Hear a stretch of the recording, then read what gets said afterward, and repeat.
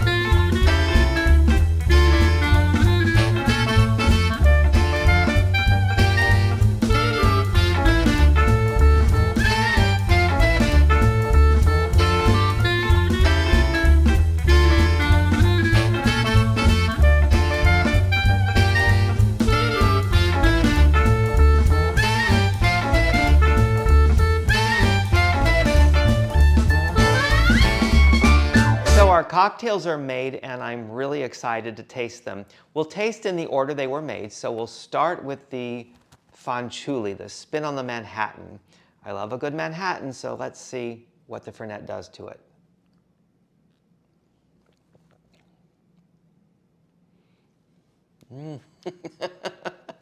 Yes, that is good. You know, in the original printing, they called for equal parts sweet vermouth and the Fernet, which I think would be far too much Fernet. In more modern printings on some websites, in particular the New York Times cooking website, they scale back the Fernet considerably, and which is what I did, and this is really right on the money. It's basically a Hanky Panky made with whiskey or rye instead of gin. So yeah, no complaints here. This is definitely one more way to use the booze. Next up, we have our industry sour, or our Fernet sour, equal parts of Fernet, green chartreuse, lime juice, and simple syrup. Now you'll notice that there's no like base spirit in this. There's no rye, no rum, no gin or whatever. 2 liqueurs. Now I love green chartreuse, and you know, I'm now liking Fernet in small amounts. So I'm curious to see what we have here with our industry sour.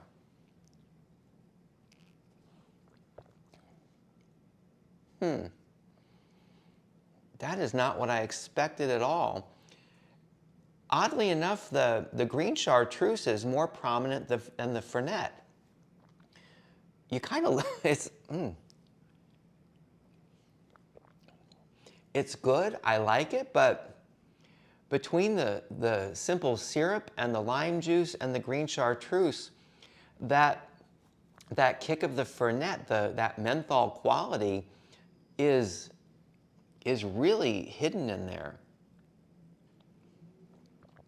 I like it.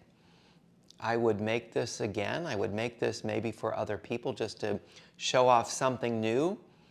So yeah, okay, not bad. Another way to use the booze. So last we have our sun stealer. Now the question is it a scene stealer? You probably thought as I did, what a bizarre combination of ingredients. Gin, sweet vermouth, creme de cacao, chocolate with the Fernet and orange bitters. I really have no idea what to expect here, so let's just give it a try.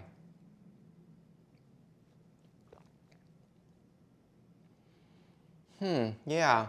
Well, you get the gin most prominently, but there's a lot going in there. It's nice. I like it. I guess you can sort of taste the chocolate, but not much. It does have a bite to it. You can't really taste the Fernet, but you can feel it in a way. You can sort of feel it on the top of the mouth. Of course, the lemon and the garnish right on top you get. You know, it's probably my least favorite of the 3 that we just tried. And I think I like them in the order that they were tried. I like the Fanciulli the most, the industry sour second, and this the third. But you know what? I think I would make them all again, and found 3 new ways to use the booze. So until next time, cheers. If you enjoyed the video, why not give it a thumbs up and share it with your friends? Feel free to leave your comments and click that subscribe button because there's a lot more Broadway Barfly to come.